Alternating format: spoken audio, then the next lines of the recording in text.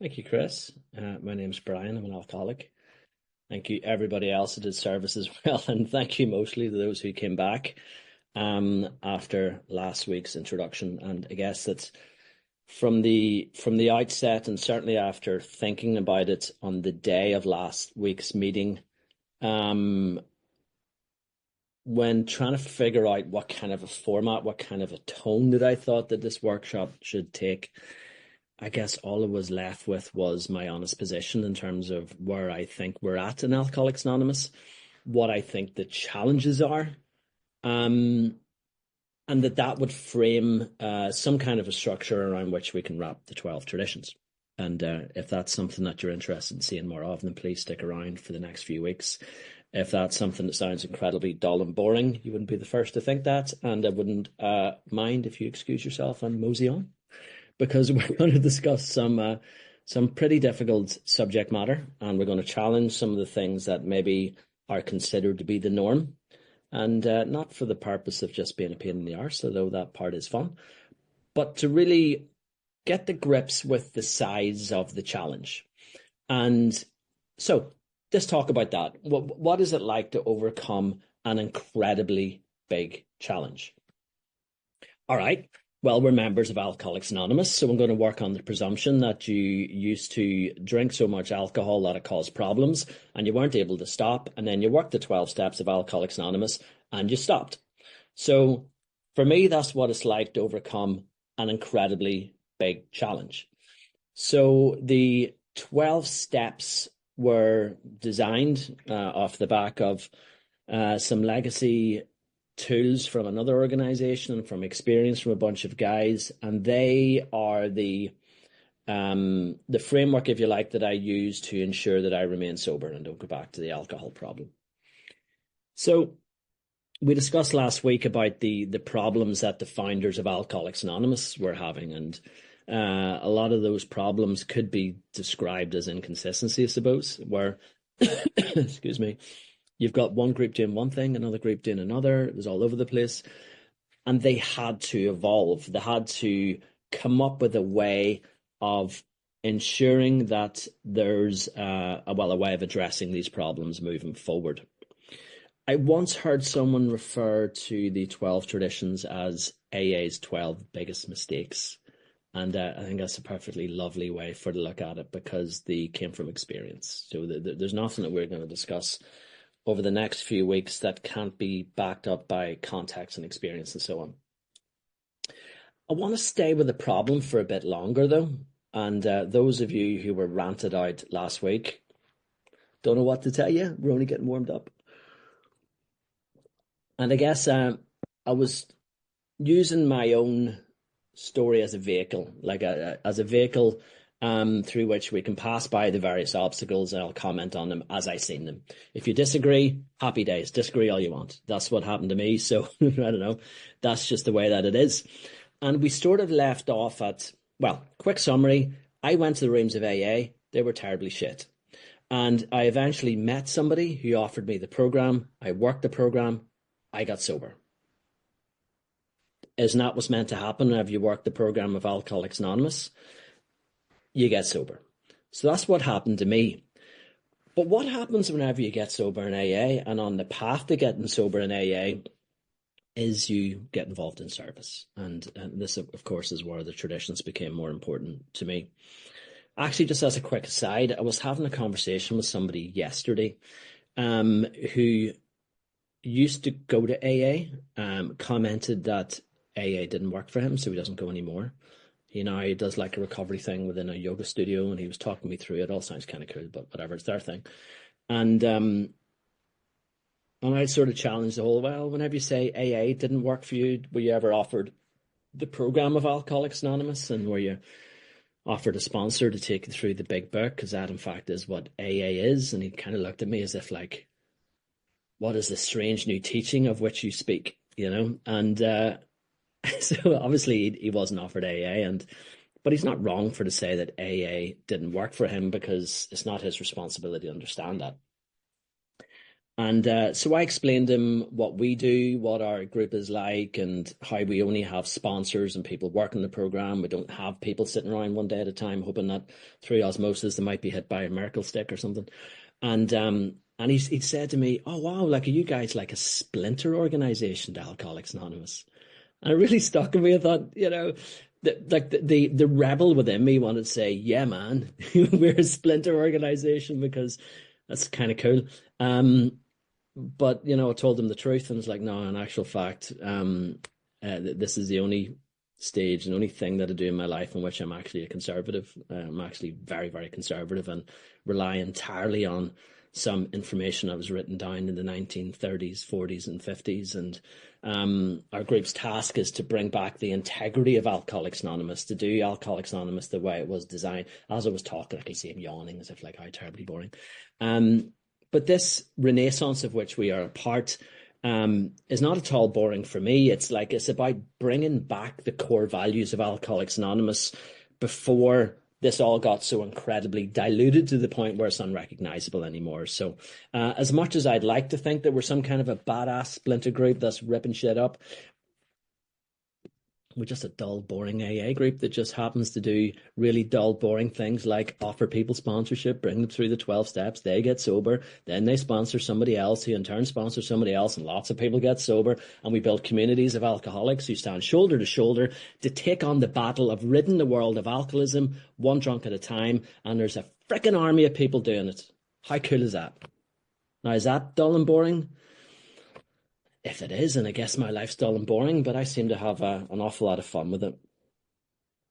Loving your shirt tonight, Chris. I just have to say that on tape as well. I know I've said it before, but it's important to have that recorded. You made a comment there in the introduction that something about respecting AA's legacy and future, and I guess I put it to you that I see them as being the same thing. In this present moment, we're looking back in order to ensure that we can look forward in such a way that we can see consistency and we can carry on with this idea of just sponsoring people and getting them sober. And then, the service structure of Alcoholics Anonymous to me is a civil service, if you like, that's wrapped around the task of ensuring that I can sit with a guy going through the book. And its only purpose is to facilitate that. And if it ever becomes anything other than that, then we have all sorts of weird shit happen. But just getting back to this fellow I was talking to, as we were leaving, he then says, "Oh yeah, and Easy does it," and he was referring to one of those sort of flippant little lines that we sometimes see. And let me bring up a graphic because let me remember how to do this. Share screen, isn't it? Okay, this one here. So can you guys see that? No, okay, that's disappointing. What about now? All right, so if you guys ever seen this little graphic, so first things first, in the most pious lettering that we could possibly find, live and let live. Easy does it. And whenever I come in, seen these things up and around the rooms of AA, and almost every single one. And do you know what it said to me? First things first, I had no idea what that meant. Live and let live, no idea what that meant. Easy does it, you know what that meant to me? Oh, take it easy, there's no hurry. There's no real hurry, let's just take our time.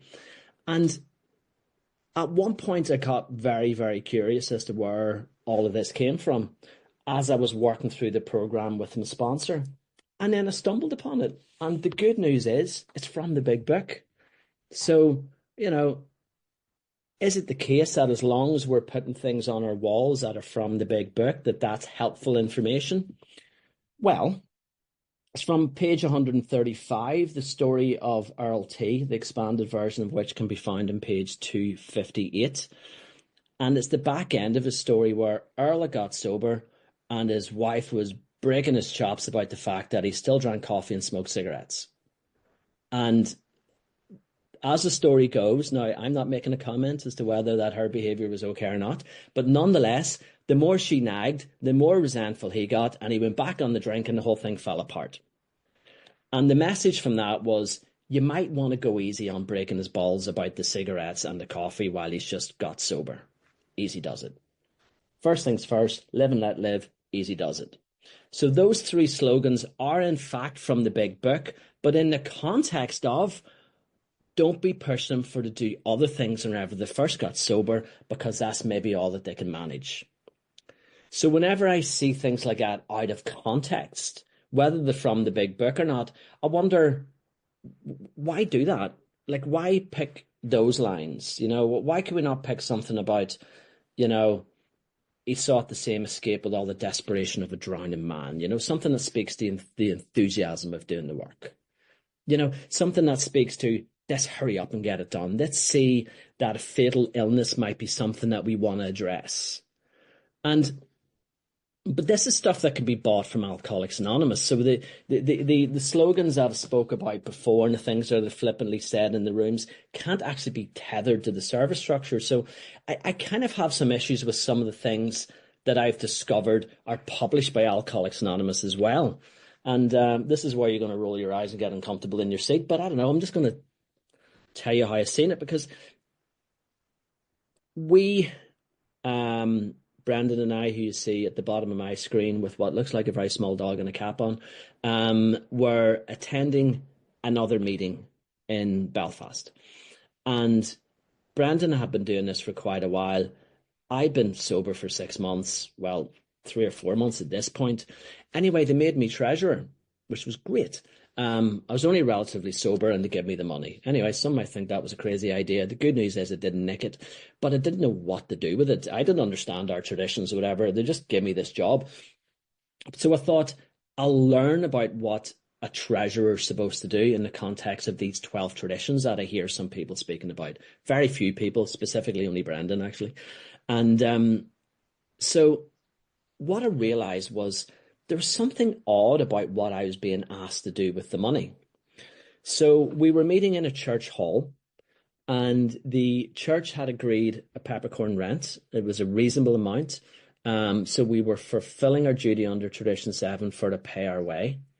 But we didn't give the church just that. We gave the church all the money, like every penny. It was like 10 times more than what the church actually wanted. And whenever I confronted the chairman about this, he got very angry and just said, this church is very close to me and we're going to continue to give it the money, and that's just the way that it is.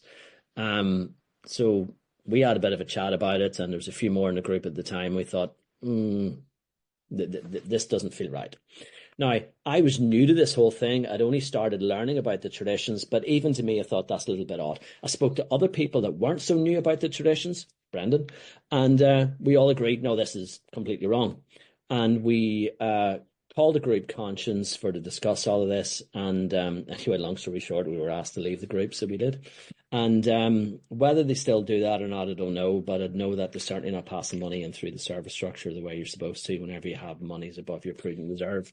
So that was the first of my realization that not all is well in terms of these traditions and these guidelines and the running of AA groups. But it got even weirder whenever we then set up our own group. By this stage, I was 6 or 7 months sober, and on a steering committee with 3 other people. And off we went to try and figure out this whole AA thing. And within weeks, within the area meetings, which is the equivalent to intergroup in the United Kingdom in terms of the tiers, so 1 tier down from the groups, they were discussing that we should be removed from the directory and we should be kicked out of Alcoholics Anonymous and all this stuff that I thought was really odd. And whenever we tried to investigate why, there was a couple of reasons given. One, that we were often offering sponsorship, and that's a complete no-no. We touched on that last week. But the other one was that we were a big book study. Now, my sponsor had explained to me that big book studies were the way forward. And I got sober by studying the big book. So I couldn't for the life of me figure out why on earth would these guys be annoyed at us for going through the text of Alcoholics Anonymous. Like, we were very pretentious, sitting with little highlighters in our books and all the rest. But, we weren't doing any harm. But let me just show you something that was used as a rationale behind this. There's the Service Handbook for Ireland, which is referred to as the Green Service Handbook, because all things in Ireland are green. Has this line here. Can you guys see that? where it's highlighted and it says the big book study movement is outside the structure of Alcoholics Anonymous in Ireland. The big book study movement. So whenever this was quoted back to us, we asked for information on what is this big book study movement that you're referring to. It's like, well, studying the big book. Anyone who studies the big book is outside of the structure of Alcoholics Anonymous, whatever outside of the structure means. But nonetheless, we're not allowed, and they wanted to kick us out. And, you know, those of you who've been kicking around different jurisdictions are probably looking at me as if I'm losing my mind, you know, that this could not possibly have happened. But this happened. So at that point, I had no choice but to get really, really, really well acquainted with the traditions of Alcoholics Anonymous. Let me tell you how easy that was. I read the fucking book. That was it. And I was doing a traditions workshop for a group in Edinburgh like this one time before, and a member of our group had logged on and my screen was off because I was doing my tie or something. And I heard him saying, I don't need to learn the traditions because Brian learns them and he's our traditions guy. And I thought, oh, man, you know, this is the problem. You know, there's this kind of maybe a notion that you have to go to the traditions boot camp to learn how to understand the traditions. They're so freaking easy. They're so easy to understand. And to see if you want to find a really quick and easy way of doing it where you get a good gist of it, just read the damn things in the long form. If you're wondering, does it mean that literally? Yes, it does. You know, they're not tough to understand. They seemed tough to understand to me because they were counterintuitive against what I was experiencing within the organizations claimed to represent the interests of Alcoholics Anonymous. That was the big concern. So how could I reconcile this? How could I reconcile that Alcoholics Anonymous was saying, don't study Alcoholics Anonymous? Now, of course, that's not at all what it meant. That's not even remotely what it meant. What it actually meant, because we went back and looked through the literature and the various conference decisions, and in one point, there was an outside organization who called themselves the Big Book Study Movement, who were using non-AA approved literature and tapes and so on, that were going around portraying themselves as Alcoholics Anonymous, and Alcoholics Anonymous was distancing itself from them. Isn't that the right thing to do? But that piece of information was taken and blown out of proportion to mean something other than what it actually was. And it was, if you are studying the big book, that you're outside of the structure of Alcoholics Anonymous in Ireland. Isn't that a nonsense? It's what happened. And I guess that while we find ourselves in that position where we felt like we were under attack, we didn't want to fight back because we ceased fighting everything and everyone, and we're all trying to be loving and warm and all the rest. But we wanted to protect the group. We wanted to protect Alcoholics Anonymous, and we wanted to have the freedom and the opportunity to study the big book. Is that too much to ask? The main point that I want to make to this, though, is that in order to learn the information that is the 12 traditions, and I want to repeat this, and I'm probably going to repeat it 5 times more, I just read the freaking book. You know, there's no mystery here. You know, so whenever we're sitting around at business meetings and hardly anybody knows anything about the traditions, and then, you know, you would just say about, you know, the groups that don't follow the traditions, well, it's not their fault because they don't know they're doing their best. I struggle with that because everybody was given the same resources that I was given, that we were given. It's not like AA says, all right, we'll let Belfast Recover Group have access to the books on the traditions, but nobody else gets to have access to that material. Like, you know, it's all there. It's there for the reading and for the studying. So if you don't bother your arse reading it, you can't blame anybody else. So whenever I was speaking last week about how I can see how we've moved so far away from the message of Alcoholics Anonymous in some places, and whenever I was saying things like, you know, you turn up at your business meetings and you just have people arguing over what their opinions are rather than tethering that to the spiritual principles of Alcoholics Anonymous, you know, there's no excuse for it. I can't think of an excuse for it. Maybe is there a place where you can't get books or something, or I don't know, perhaps. So where did this all go so horribly wrong? Um, the truth is, I don't know. And I guess that I've listened to and I've read all sorts of theories over the last few years from AA historians or AA speakers who have their viewpoints and whatever. And I really, really struggle to attach myself to any of those real with any real integrity to any of those viewpoints. But the one that seems to sort of stand out to me, and it seems to match some of the figures that we're going to take a look at, relates to the passing of the Hughes Act in 1971 in the United States. Now, I'm not going to get into the ins and outs of what that actually means because I don't know the full details, and AA historians would be better advised to give you more details on that. But the gist of it being that alcoholism was given a higher classification in terms of how it was recognized as an illness, which is a good thing. And then off the back of that, treatment centres were able to position themselves in such a way that those sufferers going to treatment centres can claim from medical insurance. So you had more people going to treatment centres, you had more people getting sober. Isn't that a good thing? Now, I have no opinion on treatment centres, so I'm not saying treatment centres in and of themselves are a good thing, but it certainly strikes me that at a government level, to recognise alcoholism as an illness, that a classification that would justify that kind of response, to me feels like a pretty good thing. What then happened? Well, treatment centres are what they are. They had a look at what Alcoholics Anonymous were doing, sort of like that whole 12-step deal, and then they come up with like little hybrid versions of that had people sitting around talking about their problems. It all became sort of quite psychosomatic and a little bit Freudian in terms of the way the things were done. Anyway, they did it other than the way we do it. They don't have our traditions, nor should they have, because they're not AA. They were just doing their thing. But there were bloody loads of them. I was in one of them. I was encouraged to talk about my problems quite a lot. And then what happens whenever you go out?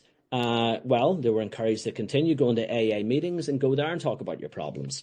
And, you know, these guys went to AA meetings and there was people sitting with their big books and their highlighters and learning about the 12 steps. And then the net result of that, of course, was they thought this is not for me. So they set up their own groups. And there were these open discussion meetings and there were so many of them that they completely overwhelmed Alcoholics Anonymous. And that's the version of that story I prefer. Not because I like it, because I've seen enough evidence to support it. I want to quote you from the AA Grapevine in April 1946. This is Bill Wilson writing. So long as we regard this as our primary purpose, we shall not be diverted by false goals. Sobriety, which he defines as freedom from alcohol, through the teaching and practicing of the 12 steps, is the sole purpose of an AA group. I repeat, sobriety, freedom from alcohol, through the teaching and practicing of the 12 steps, is the sole purpose of an AA group. An AA group has no other purpose. The teaching and practicing of the 12 steps. That is not my opinion. That is stated in the Grapevine magazine by Bill Wilson in 1946. So time went by and things developed to go downhill. And there's an interesting article that was to be found within AA literature. Let me just bring this up, actually, because I think it's worth reading. Let me put it on the big screen. Where is it? Sorry, guys, bear with me. I'm terribly out of practice at using this.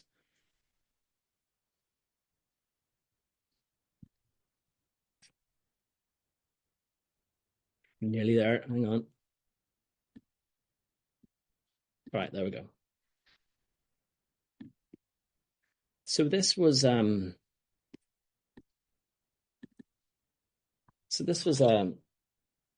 speech given by a chap called Bob Bacon, who was a delegate in Northeast Ohio, April 1976, 5 years after the Hughes Act. My name is Bob Bacon. I'm powerless over alcohol. I'm very grateful to be alive and part of this conference. Are we, in the context of our AA meetings, getting further away from AA basics? This was 1976. This was a long time ago, so it was only starting to happen then. I believe we are. Alcoholics Anonymous is growing at a faster rate than at any time since the 1940s, and I suspect we were not ready for such growth. Have we gotten a little complacent and smug in our well-being? People today are coming to Alcoholics Anonymous in far better shape physically, mentally, than most of us here did. We need to show them how we learn to stay sober. If our meeting consists mostly of drinking experiences, our ideas and opinions, we're not doing our jobs. Dr. Bob said our program, when boiled down, is love and service. We need to show all the newcomers that we love them as we were loved, and we have a way of life we wish to share. If our meetings are nothing but drunkalogs and meaningless chatter, we are not showing them how it works. In AA meetings, we reach out with love and told people these are the steps we took, and we had to go to any length. Is that what the newcomer is hearing in our meetings today?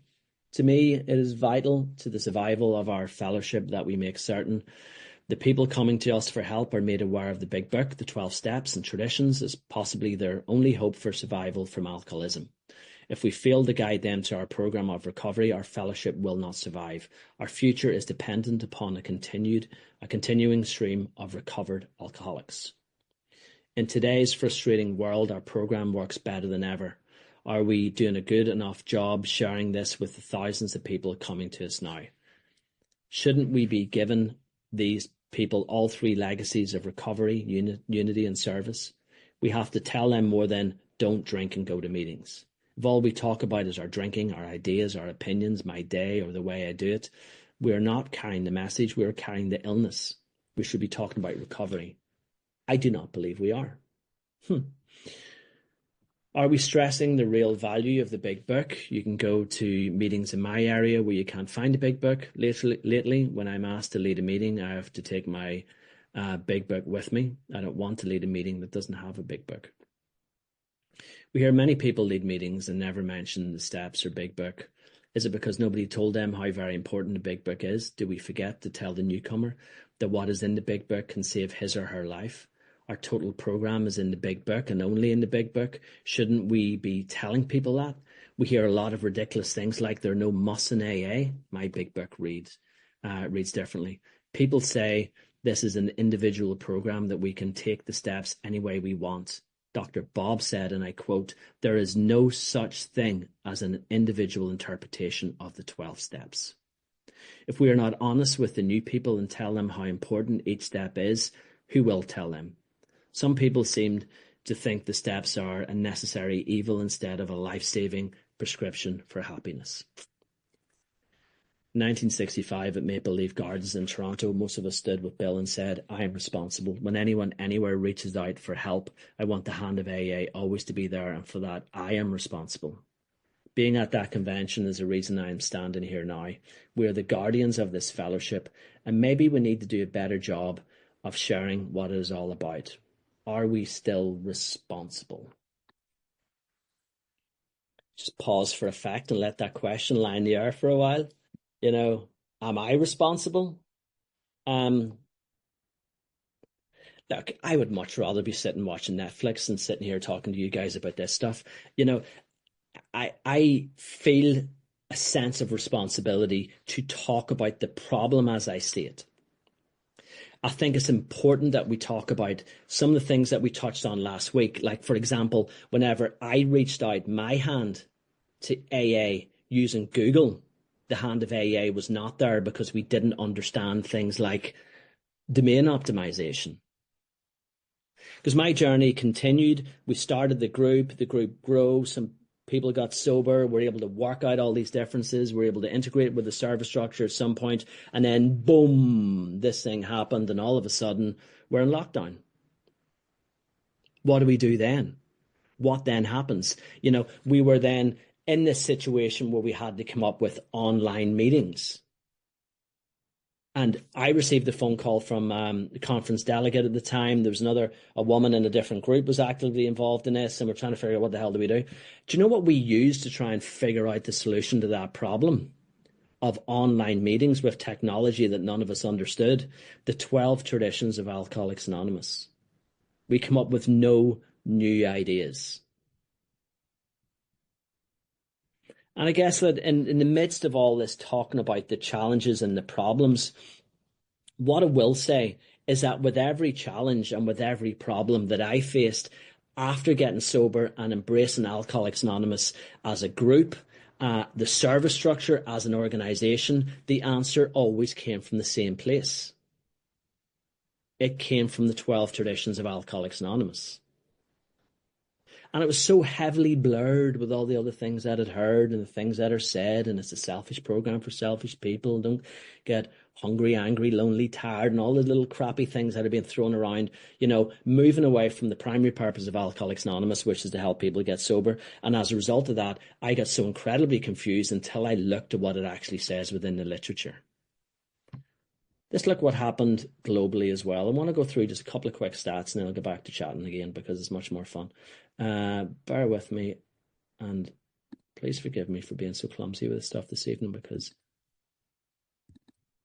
I haven't hosted a meeting for quite some time, so I'm out of practice. They don't let me do it anymore. I'm surprised. Okay, so these, can you see that? Oh, good. So these are the, it's a bit small maybe, is it? But these are the membership and the membership stats and the group stats linked to the years, over the years. Starting from 1935, 2 active members, 0 groups. Now, this is published by AA World Service. It came from the General Service Office. If you're going to ask questions later on as to how this was calculated, who worked it out, whatever, don't ask me. I have no freaking idea. I just took it off the AA website. And what it shows is 1935, 2 members, 1940, 1,400 with 50 groups. This fast-tracked to 1980, 907,575 members with 42, just over 42,000 groups. But it seems to peak at about 1990 in terms of membership, 2,047,000. And it sort of goes up a wee bit and goes down a bit, but just sort of stays in around 2 million right up until the end of the story, which is in this particular chart in 2020. What continues to grow, though, are the amount of groups. The groups went from then from 93,000 to nearly 130,000, but without increasing the size of the membership. Now, why does this matter? Like, why is this relevant? What point am I trying to make here? Well, that to me looks like a huge failure. So let's talk about that. So if there's no growth from 1990 to 2020 in terms of numbers, but there is growth in terms of groups, what does that mean? Well, we hear crappy ass things like, oh, well, all you need to start a group is a coffee pot and a resentment, meaning if you fall out with a group, go and start another one, and then if you fall out with that group, then you can go and start another one. There's all these groups starting, but there's not more people joining and getting sober in Alcoholics Anonymous. And the message continues to be diluted. Do you know what else is diluted every time you do that? The money. The amount of money that we need to pass through Alcoholics Anonymous becomes less because we're spending so much money launching all these groups instead of focusing our attention on growing the membership. Okay, you might argue, well, at least it's remaining plateaued. It's not remaining plateaued. It may well look like it is, but what actually happened was if you look at the population in 1996, it was 5.7 billion. And then at the end of that story, it increased to 8.8 billion. So if even would have done nothing, the population growth would have seen a growth in the membership, even if we hadn't improved our activities. But let's just say that that's not accurate because you have to go further back in time because those people needed to grow older in order to become alcoholics in order to join. Well, the population growth between 1980 right up to the end of that chart was 85.3%. More than 85% growth in the population, and we just stayed stagnant. More women joined Alcoholics Anonymous.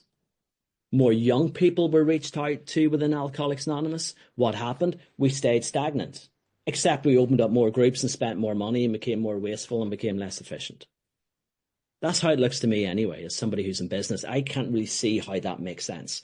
I know that if you take a number and you divide it by 2, you've got half the amount. I'm pretty sure that that's a consistent viewpoint. So, I look at these things and they don't make sense to me. I don't really understand how we can look at what's happened over the last decades and feel that we're doing okay. Because I think we're doing terribly. I think we're doing awfully. I think whenever I meet up with a man like I did today who says things like Alcoholics Anonymous didn't work, and then I later, when questioned him, find out that he wasn't given the program of recovery, which is Alcoholics Anonymous. He wasn't offered sponsorship. He wasn't offered the 12 steps. What he was offered was sit around our freaking rooms one day at a time and just hope that things get better. Well, they didn't. And he left. And do you know what happens whenever people leave Alcoholics Anonymous, where I come from? They all sit around patting each other in the back going, well, he obviously didn't try hard enough, or this wasn't his time, or he wasn't ready. Well, my sponsor has me ask myself, did I give that guy the opportunity? Did I give that guy the chance? Did I offer that guy the program of recovery? I guess that's important, isn't it? So where do we go from here? Well, let's maybe touch on how some of these slogans and comments, I guess, have become ingrained and considered to be part of Alcoholics Anonymous. And then I'm going to outline what I'm hoping to do over the next few weeks. I'm just realizing I'm running out of time very quickly, Chris. I'll do it in the next 5 minutes. So anecdotally, there's a story that I really like, and it relates to King Charles II, I think. Chris will correct me if I'm wrong, because he's a bit of a historian, who was very, very fond of his little spaniel dog. And so much so that he brought in a law that in any government buildings in England, you can bring your dog as long as it's a King Charles Spaniel. So you would have people turning up at government buildings like the Palace of Westminster, and they'd be told you can't bring your dog in, and then they would say it's okay, it's a King Charles Spaniel, at which point they were allowed to bring their dog in. So anyway, it's like, there's like weird bylaws you see in England. Like if you're in Bristol and you need to take a wee, you can do it in a policeman's helmet, like all those weird things. It was one of those. So this was so heavily entrenched that you can bring your King Charles Spaniel into government buildings should you choose to do so, and nobody can stop you. Anyway, this was investigated at some point in the 1970s. It was realized it was just completely made up. Somebody made it up as a joke at one point, but it was said that many times over and over and over again that it was etched into the consciousness of the population, and it became true because it was said so often. Like, think about how absurd that is, but it was believed. Do you know what else is absurd? The best advice I can give you is just don't take that freaking drink one day at a time. And that's been said that many times that the one day at a time message is considered by some people to be the message of Alcoholics Anonymous. How many other King Charles Spaniels do we have floating around here? How many other nonsensical things do we have to remove in order to get this whole thing tidied up? I suggest there's quite a few. All right. So how do we do it? Well, let's have a look. Let's see if we've got another fun graphic, because it's easier for me to explain this way, and easier way for me is always the better way. Right. So what we're going to do starting next week is we're going to stop complaining and talk about these. So these are the 12 traditions of Alcoholics Anonymous, and you'll notice that for this graphic we have them color coded. So the one on the left, tradition 1, unity, is color coded with tradition 12, anonymity. So we're going to talk about those two first. We're going to go 1 and 12 for the bookend the traditions. The reason being, we're going to refer to which with each tradition as we go through them, we're going to ask the question, are we achieving the why of tradition 1 by using the method of anonymity in tradition 12? Come back next week to see what that means. Those of you who already know what it means will be nodding, but that's the way we're going to do it. So we'll cover those two, and then we'll go through the pale blue ones that relate to the group, authority, membership, anonymity, and autonomy, and the primary purpose. Then we'll talk about the money, so endorsement, self-supporting, and non-professional. Then we'll talk about what we're not supposed to do, like getting organized and have an opinion and promote. So that's the structure that we're going to take moving forward. No more talking about the problem. This get into the solution. This use the principles of Alcoholics Anonymous to address this issue. But do not think for 1 second that there's not an issue to be addressed. And do not think for 1 second that the issue that we've addressed is going to be an easy one. But if we really, really pull together and get stuck into this, I think we've got a good chance. Thanks, Chris. Thank you very, very much, Brian. I'm just going to stop the recording here.